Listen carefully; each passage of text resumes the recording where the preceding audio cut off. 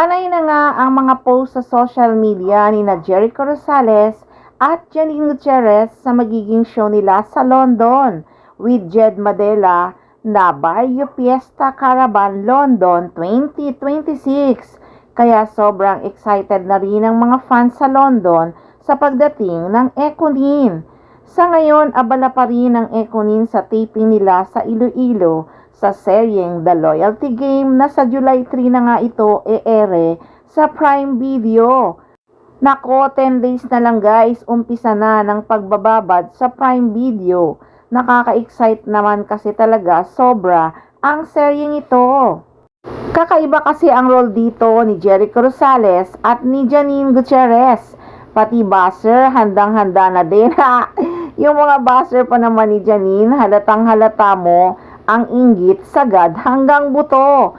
Kung makapangbas sa aktres, halatang halata talaga na sobrang inggit. Kapansin-pansin din naman talaga ang mga pangbabas ng mga buzzer na ito laban kay Janine. Madalas nagmumula talaga sa matinding inggit. Sa bagay, natural lang naman siguro na may mga taong hindi kayang tanggapin ang tagumpay ng aktres.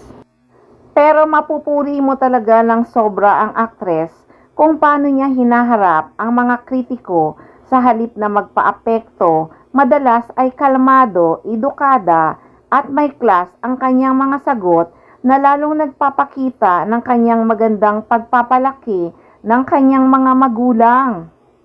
Marami rin ang naniniwalang ang kanyang kagandahan, talento at magandang takbo ng buhay ang tunay na dahilan kung bakit napupuntirya siya ng mga taong may crab mentality.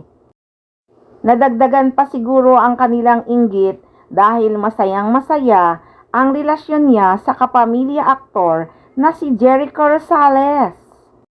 May nabasa pa nga akong nambas sa kanya na laos na daw at hindi na fresh ang itsura ng aktres. Matanda na daw ito at laos. Haha!